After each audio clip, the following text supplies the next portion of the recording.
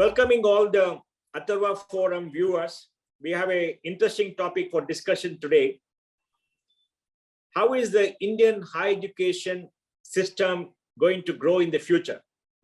We have a new education policy which allows for liberalization of the Indian higher education system. We have over 975 universities, maybe 350 private universities. We have central government universities. We have institutes of national importance. We have state universities, deemed universities, and private universities. The fastest growing section is the private universities. And about 65% of our students are getting educated in the private universities. Today, we have about nearly 3.8 crore young people in college. We graduate about 92, 93 lakhs. And our gross enrollment rate for education is around 51% in Tamil Nadu to 19% in West Bengal and around 13, 14% in Bihar. The South has 30% plus, and North is a problem. And in the higher education space today, we have a higher GER for women than men. Now, that is a very significant development. And in terms of the social composition of higher education, one-year-old data says SC/ST make up 16.6% of a population. There are 14.8% of students in higher education. ST is 8.2% of population. They are about 5.8%. The backward community is about 40% of population, and they're about 36%. Muslims are today 15% of population. They're only 5.2%. And the balance 35% of students are from other communities, not in the above. And among the scheduled tribes and in the Muslim community, we are seeing about 7.2, 7.5% increase in enrollment year after year. The CAGR is around that. That means a lot of young people are getting into higher education. So after 34 years, we have a new education policy which promises greater autonomy to universities, which is more student-centric, which calls for multidisciplinary universities, and which also says that there's going to be flexibility for students. So if you do a one-year program, you can get a diploma or a certificate, 2 years, I think a diploma, 3 years, a degree, and 4 years, a honors degree. And you can drop in and drop out, accumulate credits. There'll be a credit bank, and you can have a mix and match of topics, collecting the credits to get the quantum of credits required to get a degree of a choice. So hopefully you can do a degree in nuclear science with chemistry and dance and cricket and possibly sociology, philosophy, or whatever you want, so that you will have an exposure to multi-disciplines across the board and indulge in your heartfelt desire and satiate curiosity in learning. And you should also need multidisciplinary universities, because all of them say that we need to have university which teach you the entire gamut of knowledge, and not only STEM, or specialized university which teach you the social sciences. And today, if you look at the universities, we find a very strange thing. We have the very large STEM universities or engineering universities, maybe 3,500 engineering colleges, maybe 100 IITs, NITs, triple ITs, ICERs, etc., who are focused on STEM with a little bit of social science. Then you have the state universities which try to do everything and don't seem to be very good. Central universities which teach general topics, including social science, etc., which are very good. Specialized universities like JNU, BHU, AMU, etc. And then there are the deemed specialized medical colleges, medical universities, technology universities. It's a hodgepodge of all kinds of things that are happening without any strategic rationale for them to provide the kind of education that we need. Our young people are very frustrated, and the university professors are frustrated too, at the lack of autonomy, lack of flexibility, high cost, etc. So the new education policy gives us a breath of fresh air, and they promise to bring about reforms in the school system too, to reduce the school load, have more experiential learning for children, and more of experimentation and project work rather than rote learning, rather than one-time examination, etc. Quite radical in the approach. It also promises us exposure to Indic languages and Indic subjects to understand us to to let us know our civilization, etc. So it's much more liberal, much more in tune. But there are points of worry like multi-speciality, multi-scope universities, where people fear that much of the social science will contaminate the rest of the STEM excellence that you have in the IITs, etc. And possibly the capture of many universities by the leftists who dominate the social science sector of the university. But nevertheless, it opens up the field for private universities to come up. And there are many private universities that have come up. Some of them, like Ashoka universities, are aping American education. I personally believe that trying to create Indians who get an American-style education here, devoid of connection to the reality of India, to make you fit to work in the United States or elsewhere. And they're very different from what we believe social sciences should be. I believe social science universities should have a connection to your roots, to have a connection to your civilization, and connection to the reality of India, rather than ape the wokeism of the United States and all the things in ideology that's happening in the US and European universities at this time, which is extremely worrying. Then there are the Kriya universities, the technology universities that's coming up in Chandigarh. And then in Bangalore, people are looking at a research-based technology university, another social science university called the Chanakya University. Then the Rishiwood University. Many, many new universities have come up all across India. So we have to see what is going to happen in the future. Now, as far as the challenges of Indian higher education is concerned, we know that higher education has two components: the creation of knowledge and the dissemination of knowledge. The creation of knowledge can only happen if there is research funding, that our faculty has an open collegial system and they allow for fresh thinking, challenging dogma, and exploring. In the STEM areas, we require money for research because we need labs, we need interaction with the world, and that is lacking. And the social science area, we require more openness, a freshness to new ideas, and a departure from dogma and ideology, which dominates the liberal arts or social science universities in this country and social science education. Globally, the social science education, in my view, underwent a change after the fall of the Berlin Wall. Along with the Berlin Wall came the destruction of the Soviet Union and the decline of the left. And when the left declined as an ideological enterprise globally, many of the people who took shelter in the dogmas of the left, who were comfortable with the dogmas of the left, possibly started thinking, how should they work in a world where there is no large leftist empire like the Soviet Union, providing them support, unlike China, which was then a very, very nascent growing economy. And the Chinese are very different from the Europeans. So they probably hit upon, from what I learned, the idea of penetrating the academic circles all across the world to spread their ideology to the academic community in a very big way, to create a new society, which is now evidenced by the woke movement in the United States and in Europe, way of working.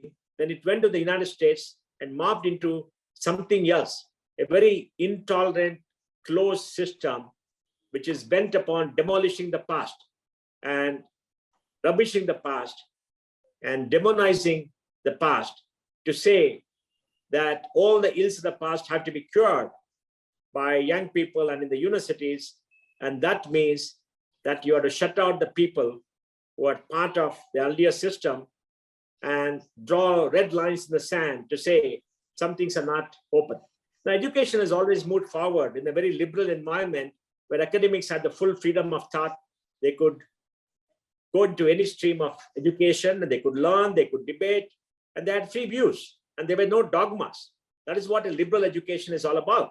Liberal education is all about being open to new ideas and protecting the views of others who are different ideas from your own.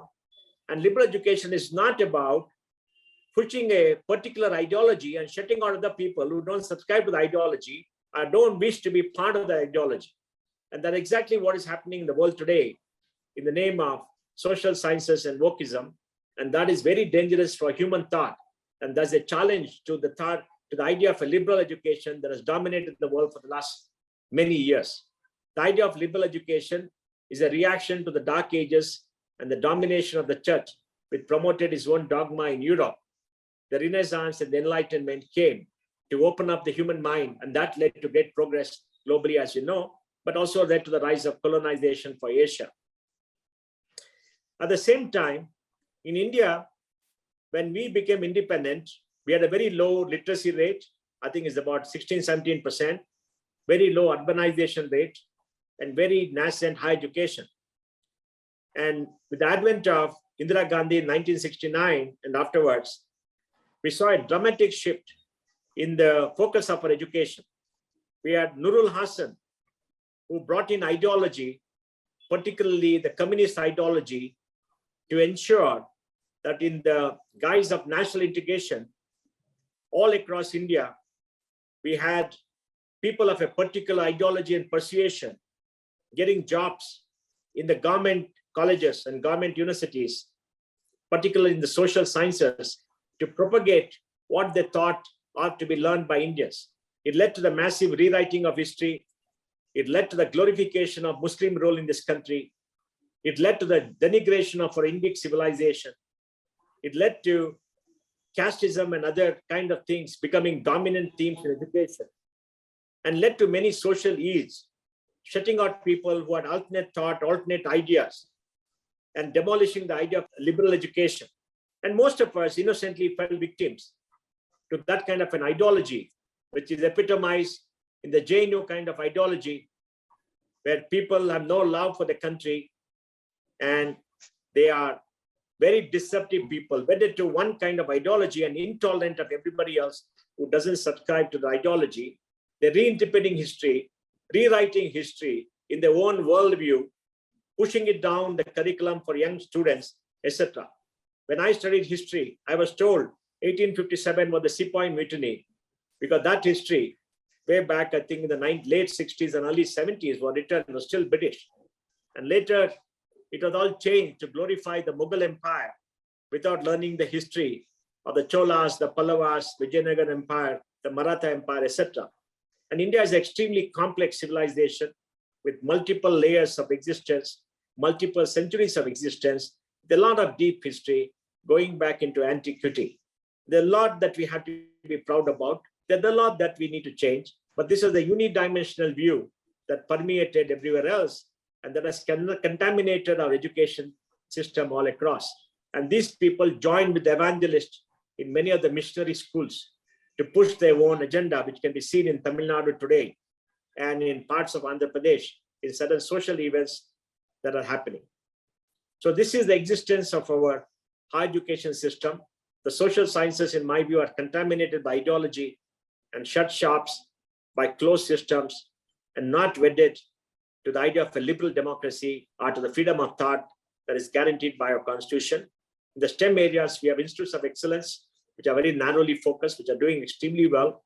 In the area of technology, we are doing well. In the area of sciences, we are hobbled by, lack of funding for research. And in other areas, there's a lot of mediocrity, because today we have very large numbers in our universities. We don't have enough teachers of adequate quality. We don't have proper curricular revisions. We don't have autonomy for our universities. But across the entire system, some universities are broken up, done very well, both private and public. A large number are languishing, and the state universities, frankly, are going down the tube. And many thousands and thousands of young people are getting graduated without the kind of life skills that is due to them through a decent education system. So in the future, I think there is going to be great divergence in education. There's a need for more private institutions. There's a need for funding. The biggest challenge for a lower middle class parent, a middle class parent, is the high cost of education. Medical education costs you 60 lakhs to 1 crore over 5 years, unaffordable for 90% of our people. And a good engineering college costs you 12 to 20 lakhs for 4 years. Again, very difficult to pay for. And a social science university in the private schools cost you 5 to 6 lakh, maybe 8 lakhs for 3 years or 4 years. And the government education is free, but there is teacher vacancy, and there's a lot of other ills associated with that in maybe 60, 70, 80% of the schools. So I will stop here, and I will ask Arvind to continue the conversation. Thank you very much, Sri Pai, for this wonderful enumeration of the entire spectrum of the different dimensions, the historical as well as the qualitative dimension of education, the problem that we are facing in India today. I would say that the crisis that we face today in education as such is twofold. One is the global level, and another one is at the national level, specific to India. And we are facing both the problems together in India. When we talk about these private educational institutions that are coming up, actually, the crisis in education, in a way, was started, let us say, in 1970s itself.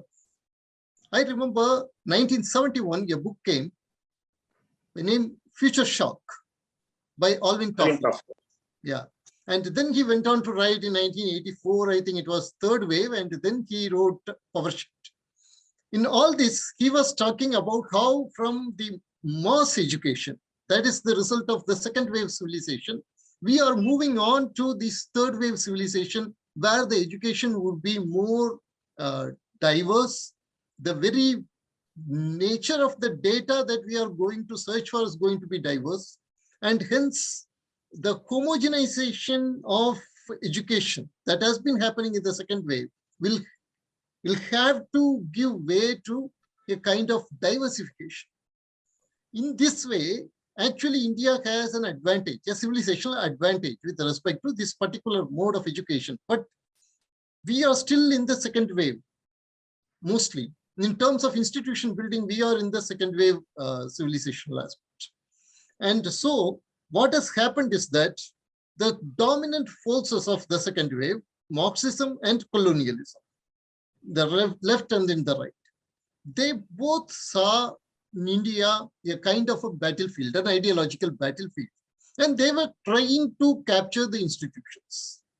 And in this, Marxism is also deep colonialism. So there is a kind of a synergy. For example, you talked about Indira Gandhi's time in which the social sciences were getting captured by the Marxists. That was the time when they launched a particular exhibition called Method of Science Exhibition. It was designed by one of the most eminent cellular biologists, molecular biologists of the time, who recently died, Dr. Pushpa Parkava. One of the best scientists in the world, actually. But he was also a Marxist. So this Method of Science exhibition contained in it panels showing Karl Marx and Lenin as examples of scientific thinking. There was not even a panel that depicted Charles Darwin. Think about it. There were the mugshots of Karl Marx and Lenin in a Method of Science exhibition that was funded by the Ministry of Human Resources, Ministry of Education of that time. And this is how the science education was taken to the masses. What happened because of this? Because this particular exhibition was not an exhibition that was put forth in Delhi alone. It was taken in jatras, they called it, through different leftist movements, through the ordinary people, telling them that they need scientific temperament. The very term scientific temperament itself is a politically loaded term. Many people attribute it to Jawaharlal Nehru, but actually the term was coined by Bertrand Russell.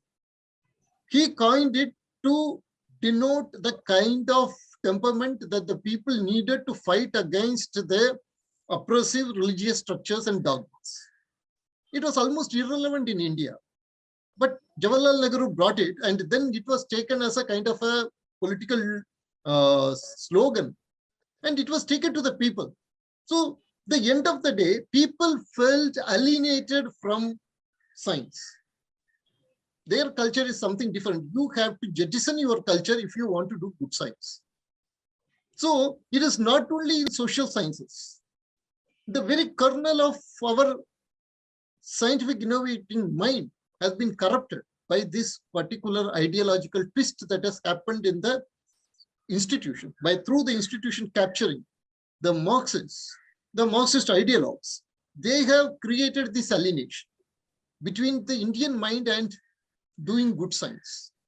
So you can say science and technology. Science is Lucifera. Science is a kind of light. Then you have science as fructifera, science as fruit, technology. If you look very carefully, you will find that the Indians were shining at one particular time in pure science. Yes. You had Jagadish Chandra Bose, you had C.V. Raman. All these people happened during the colonial period, because during the colonial period, the Indian mind was undergoing a renaissance. It was responding to the challenges of colonialism through its own ways. It was able to do good science. After that, what happened? After that, you have created IITs, and these IITs produce very good technologies. People who do not innovate technology, who do not innovate into the realm of ideas. You don't have people like C.V. Raman, you don't have people like S.N. Bose, you don't have people like JNUs. But you have a lot of technological people. These technological people, ultimately, they end up as technological coolies. I am not telling it in a very negative term. I am not telling it as a negative term. What I am saying essentially is that we are creating a workforce. We are not creating creative people. It's the same knowledge, the same science and technology syllabus that is studied here, that is also studied in another country. But in another country, you are able to create a lot of scientists who innovate. Here, scientists are exceptions. What is the reason for this? The reason would be that our institutions are not anchored in our own culture and values. There was a very great Indian physicist. Again, he was an exception. George Sudarshan. So George Sudarshan was asked in a particular interview in Kerala, and he answered in Malayalam. It was a wonderful statement he made, and they asked him about this problem of science and technology and all that. And then he said, in Vishnu Sahasranama, there is a Falastruti, in which it is said that the same chant, the same Vishnu Sahasranama, if it is chanted by a person who seeks knowledge, it gives him liberation. A person who seeks power, it gives him victory. A person who seeks money, it gives him profit. And a person who works, it gives him comfort. So it is the same knowledge. It is with what attitude you go towards that particular knowledge system that is very important. And that knowledge system needs that particular attitude needs a particular value system. And that value system has to come from the culture. What happened so far in some STEM institutions, I am not even talking about the social science institutions, I am talking about the STEM institutions. What has happened there is you have cut off the relation between the culture and the scientific innovating mind. George Sudarshan again talks about a kind of an Advaitic state of happiness when he makes a discovery. So ultimately, it is about the pursuit of Rita, pursuit of Satya, which has to lead a person to science. When you have cut that off in an institutional way, in a value-based way, when you have alienated your people from their own culture and then you are telling them to do science, you will get small number of people doing good science. You will not be able to generate that number of people doing good science. So for that, there needs to be a change of mind. Now, the point is, we have to take this particular message to the new players who are going to come in. Because now, as Alvin Toffler predicted in 1971 itself, things are changing. The digital industrialization has come in. And because the digital industrialization has come in, now we are talking about individualized education. Right? You rightly said, now a person can pursue nuclear science, nuclear technology, and at the same time, he can also pursue a course in music. So this kind of freedom has come. It is in a way I can make if I am to make a parallel, if you look at our Ayurvedic system, the Ayurvedic system is not a mass medicine system. In Ayurvedic system, you always give individual medicines. But when this mass medicine thing came, the mass medicine, the pharma industry, all that came into being. Now, again, when we move into genomics, then again we are coming back to individualized medicine. In genomics, we are going to individualized medicine. So this provides us a civilizational advantage. The same way here, it provides us a civilizational advantage. We can take into account the individual aspect of the student and provide him good education. And we can create a package for that. And we have to create institutions that are based on this particular value system. That is actually the challenge that we are right now facing. How to create institutions that are radically different from the institutions that we have created so far. We need to create institutions which are simultaneously prestigious. Like for example, you have a leftist scholar. You invite that leftist scholar for a talk, for giving a memorial lecture in your institution. That is prestigious. But if you are calling an Indic scholar, it is considered as less prestigious. You can get branded. So we have to move out of that mindset also. We have to create new institutions.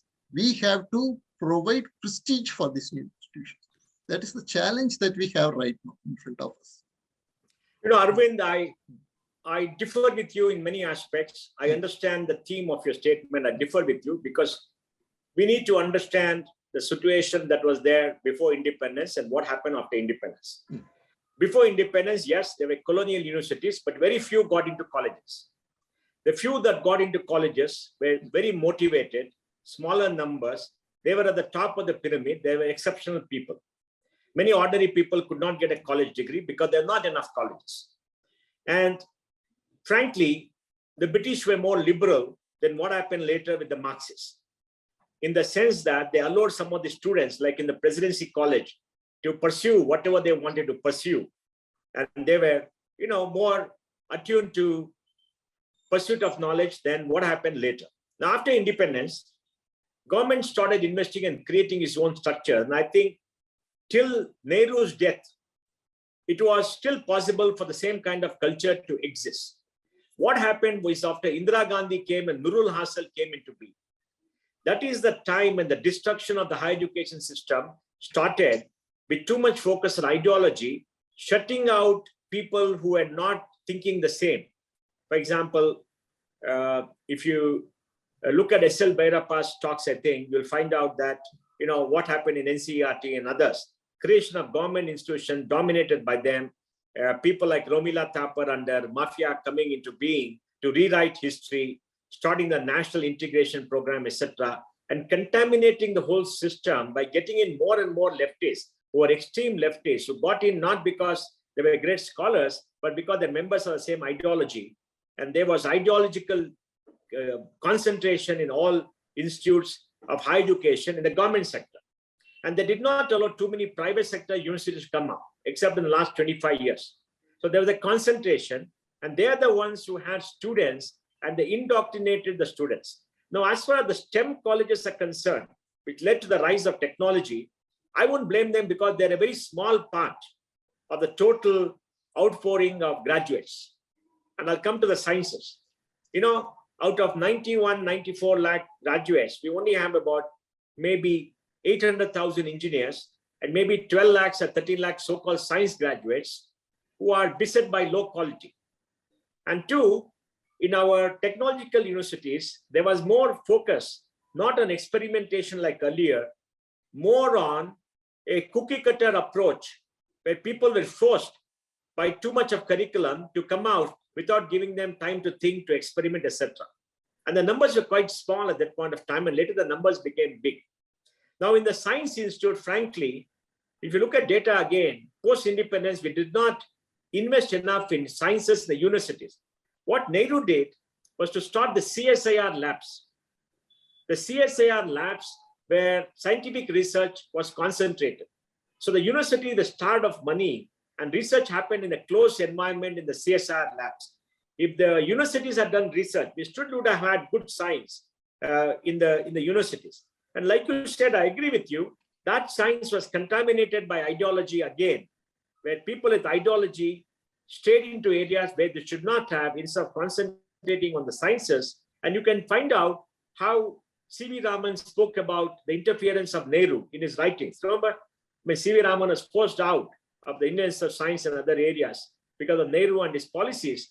By the end of Nehru's reign, that all, we have seen this kind of totalitarian thinking coming into higher education.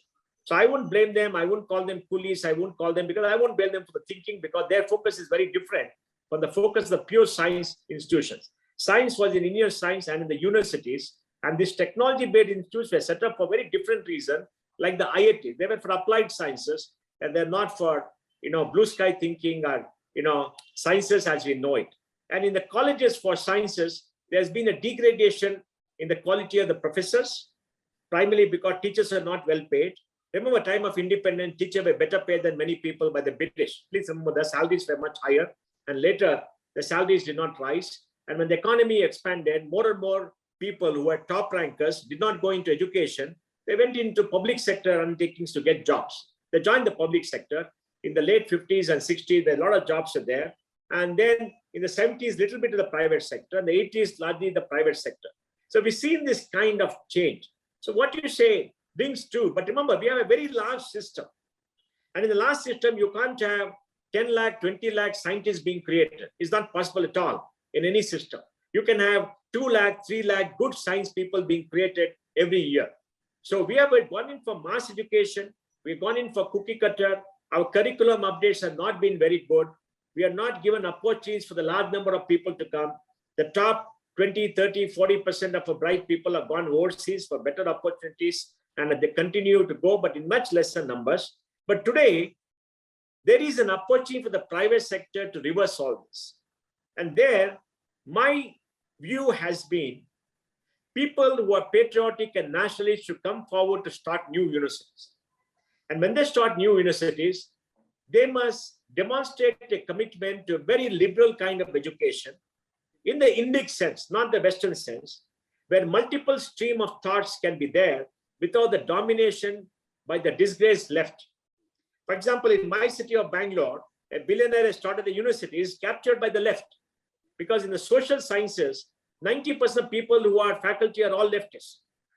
They are thrown out everybody. We don't have enough scholars who are independent in social sciences today in India, because the last 25, 30 years, they've had no jobs. They probably have gone out, or they're not gone into this area, they've gone into technology. So we have a surfeit to the left and tend to capture.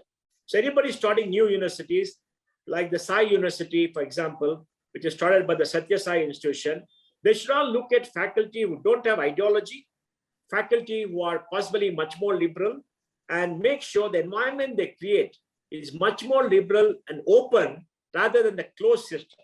Then they must relook at the curriculum. And in the curriculum, they must teach them about their own country. They must teach them the history of science in India.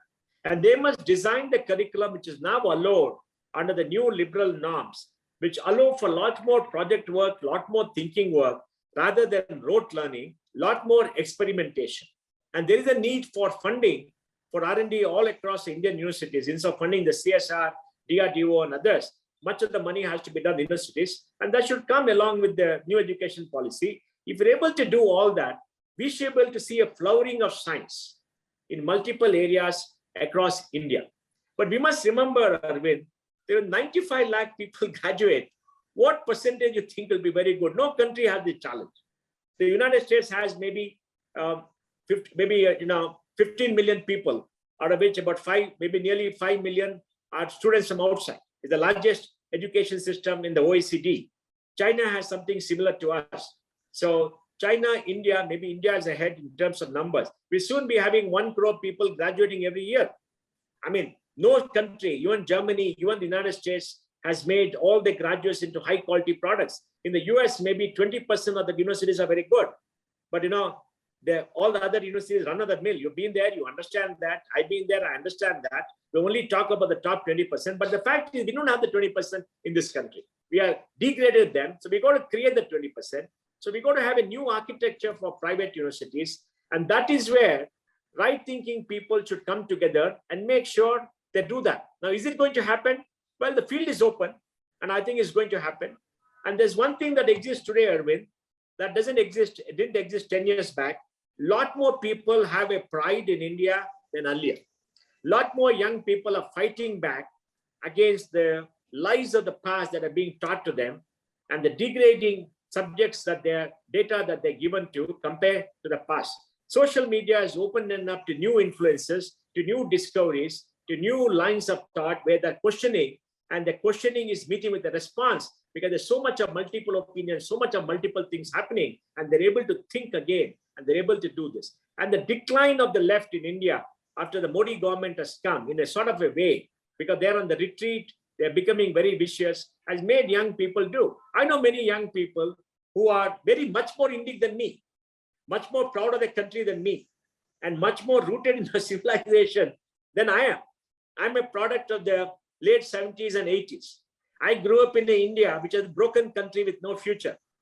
When I graduated in 1979 after BCom, before doing my CA in law, the heroes of society were Haji Mastan and Karim Lala, smugglers. Why? They were successful. And if I don't know how old you are, if you've seen the movie Diva in Hindi, you'll find the angry young man, frustrated, the lack of opportunities for him. That is the kind of India that we were. But today's India is very different.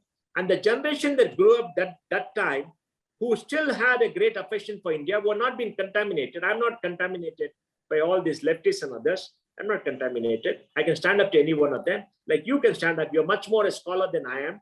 And I made sure that my children are much more liberal and they want new institutions to come up. So we see a new ray of hope. Now the key question is that going to be big? Is it going the way we think we should go to create a broad system of universities where there is room for everybody?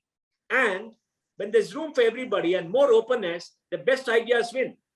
And what are the best ideas? The ideas that are not dogmatic, the ideas that enthuse people, the ideas that lead to great discovery, the ideas that lead to greater freedom to innovate, greater freedom to act. So the policy framework is there. The new university should come up. And today, I think we are much better off. So I see great hope in the private universities, even in some of the newer state universities. So basically, we both agree on certain core aspects. With respect to the colonial education system that was there, particularly science, I would like to just point out one thing, is that Indians were systematically discouraged from conducting experiments. For example, Jagadish Chandra Bose had to basically fight for creating a lab. Till PG, the students who were entering the college, as you rightly said, even that number was very small. Still, the students who were entering the college till PG, they would not even enter a laboratory. They can finish their graduation in physics or chemistry without entering a lab. So that was the kind of situation. Interestingly, what we find is that the same situation continues to a large extent, because we used to, when we studied science, till +2, it was not till the graduation, till +2, we would not enter the labs. We were not allowed to enter the labs. All the experiments, we were supposed to think in our own minds and write it in the book, in the notebook. That was how it was. It is changed for my children. In 1990, after 1998, it changed. One of the reasons was that Abdul Kalam came with his famous book, India 2020. And Kalam became a kind of a phenomenon. And suddenly the teachers started talking about doing projects. For the first time, the students were allowed to do projects even when they were in their 5th standard, 6th standard, like that. So the hands-on training that started, as you rightly said, with the pride of being an Indian. Actually, it came along with the Bokharan too. After Bokharan too, there was a great interest in science and technology, as you rightly pointed out. Yes, but we can say the forces that are against India, the breaking India forces, or forces that want to see India defeated, they are also being hyperactive. The last 20 years, they have been hyperactive. Particularly now, I can see that, as you said, the movies projected that angry, unemployed young man, the socialist hero. Essentially, that was what he was, the socialist hero. And now what has started is that, as you could have seen, the controversy related to the JB movies, the the movie industry has suddenly started churning out. All the good quality movies that came from Tollywood, from Madras, all the movies, they were all giving negativity against India. How there are lockup deaths, how there are police torture, how people are branded as terrorists and their lives are getting destroyed. So this kind of things are coming again and again and again, branding India as negative. If you go and look at the background of the people who are churning out these movies, you find that all these people are coming from a particular college, a particular department of visual sciences, visual media and communication, Loyola College. Oh, acha. Okay. Okay. Now, this is the power of the educational institutions here. The educational institution, with the help of one department, they have been able to change the course of visual media, mass visual media in Tamil Nadu. If they can do it successfully in Tamil Nadu, then again, I am 100% sure they will try to repeat the experiment everywhere else. So we have to now have a challenge. We need to adapt and update ourselves with the latest knowledge streams and also the pride in being Indian and produce quality things. We are producing, but it is right now not enough. The entire discourse, as you pointed out, again, the wokeism discourse have also created. And more importantly, we have not created a proper model to offer to anyone who wants to invest. For example, a philanthropist, he wants to invest here in education. What kind of university model that we are going to give? A workable model that will produce results. What is the kind of model that we are going to give? That is number one. Number two, we are talking about the left-right divide. There have been spaces where India has a civilizational advantage. For example, sustainable development. Again, I was involved in a particular sustainable development project that was supported by Government of India, DST, Department of Science and Technology. It was about different NGOs coming from different agroclimatic zones from India who were working on a particular project called Bioform. I was surprised. This is in 2005. I was surprised to see that almost all the NGOs were left NGOs. All the NGOs were left NGOs. This is about sustainable development. This is about green agriculture, where you are supposed to be there, but you are not there. So this is the problem that we have. So what has happened is, in the case of sustainable development, the West has generated a lot of dialogues and talks and data and everything. And this gets received by a particular segment here, which projects itself as radical left.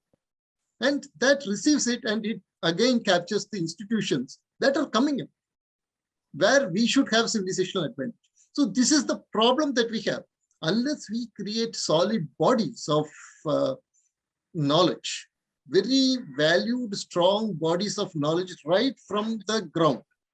I will give you another one example where we are lacking, an example of the gap existing. In India, we have the largest decentralized educational network that we have is the Ekal Vidyalaya. Now, Ekal Vidyalaya is a very unique institution, a single teacher going and reaching out to students. There are a lot of educational work that has been going on. But what about the documentation? They should have, the single teacher should have seen a lot of challenges. She or he taking education to the children, teaching science and mathematics and mother tongue to the children. Where is all this data of these experiences, which any educationist would only dream of having? If we have this data and we are creating a model, we are offering it to a person who is coming and investing in education, he will happily have it. But there is a gap. It is this gap we have to fill. If we don't fill this gap, the left will come and fill this gap. That is the problem that we have. You know, Arvind, honestly, you and I live in different ecosystems.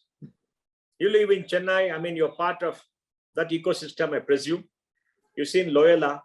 And frankly, Tamil Nadu is on the way to becoming a failed state because the Dravidians, evangelists are all bent upon destroying the state by doing all the things of hatred and this kind of, open confrontation that they're trying to do. And there's a fight back by the Hindu community, which is very good. And the fight back by the traditional community was to leave the state and go to the US. They're happy, they're doing very well, economically well off. And I think many of them now want to come back and resume the fight. So Chennai is going to be a battlefield for the mind of the Tamilian people in the next 1 decade. And we got to see who's going to win. And then the economic condition is not so good because the jobs of the high quality of jobs are not being produced there enough. I stay in Bangalore, where there's enormous growth, huge amount of technology, capital coming in, innovation happening. And we have no time to think of all this. Yes, we have some local movies, some of them are extreme leftists, but we don't have the virulent extreme views, apart from a few people like Ramchandra Goa would try to act like that in Bangalore compared to what you have possibly in Tamil Nadu. And because the violent politics of the DMK, especially after Karunanidhi has gone, Karunanidhi, I don't know, maybe I feel was a little bit more sensible as he aged compared to what he was much earlier. I don't know much about Tamil politics. You probably know better.